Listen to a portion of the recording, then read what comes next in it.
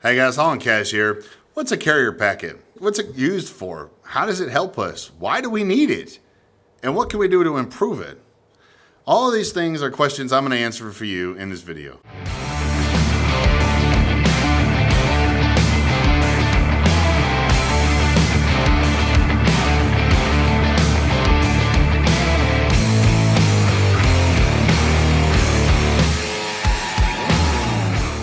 All right, so the first thing, what is a carrier packet? Carrier packet is a combination of documents that are used when setting up with a broker, with a shipper, the new customer, which basically gives an outline of who you are, what your company's legal status is, how you're taxed, what kind of insurance you have, what kind of coverages you have, and who they need to send a check to. The carrier packet's comprised of several different documents inside of itself.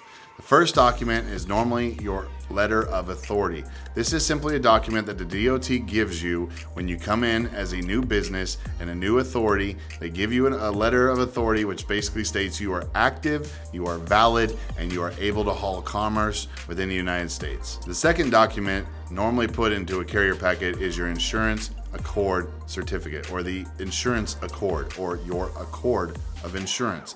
This is simply a broad overview of who provides your insurance, what insurance policy coverages you have, what your policy numbers are, how do they contact the people who issue your insurance to verify and validate that you actually do have insurance, and what coverages you do and don't have. The third document in a carrier packet is normally your W-9. Now this is simply a form stating what type of business entity you are, whether that's an LLC, a corporation, a sole proprietorship.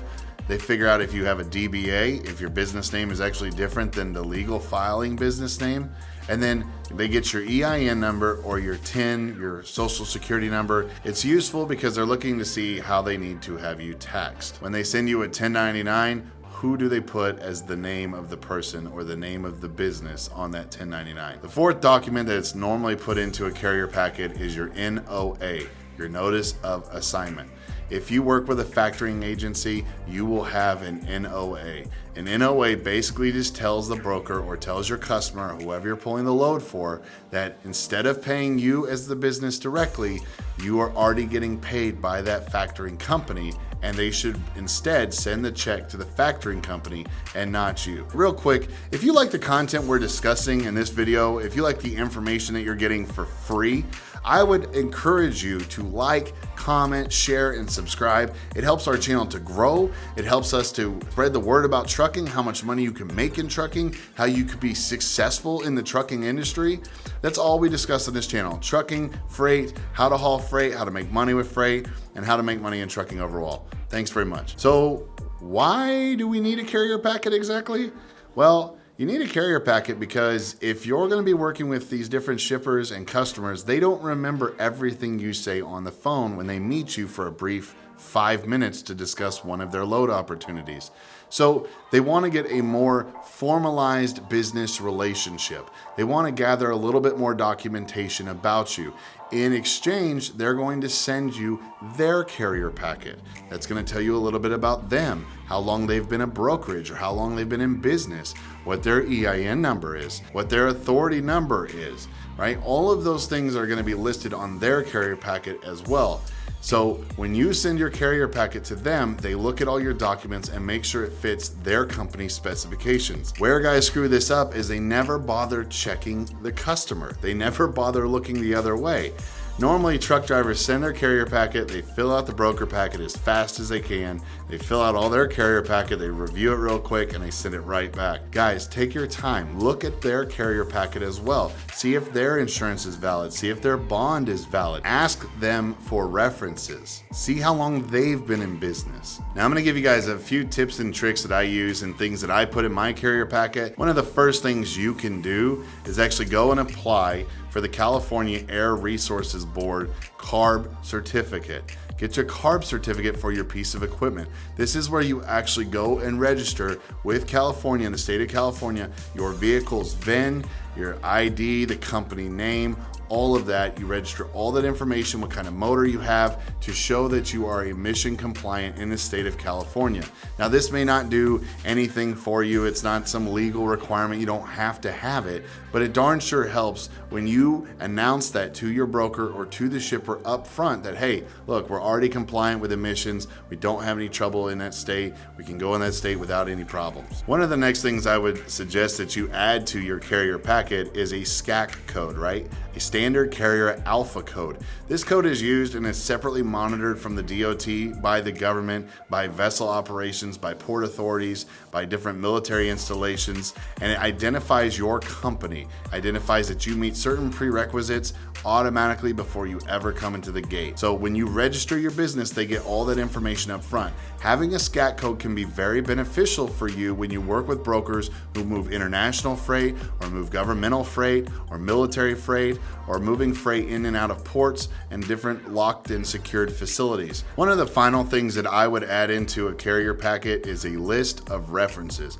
Guys, I can't tell you how valuable a list of references is. I mean, to be able to pull out 10, 15 different names, have them all on one PDF document attached as a part of your carrier packet and sent to a broker, gives a broker or a customer peace of mind that you are legitimate, that you've been in this industry, that you have people that will actually speak a good word on your name, on your business's name, and on your employees and on your drivers. With your references, you want to have the company's name, you want to have the person or point of contact at that company that's going to be able to speak on your behalf. You want to have their phone number, and if best, to get their email as well. But I would have all of those references put on one PDF and have that combined into my carrier packet. Another tip to add to you putting together your carrier packet is actually to use a website called Combine PDF. Go to Google, type in Combine PDF. It'll come up. It's one of the second or third listings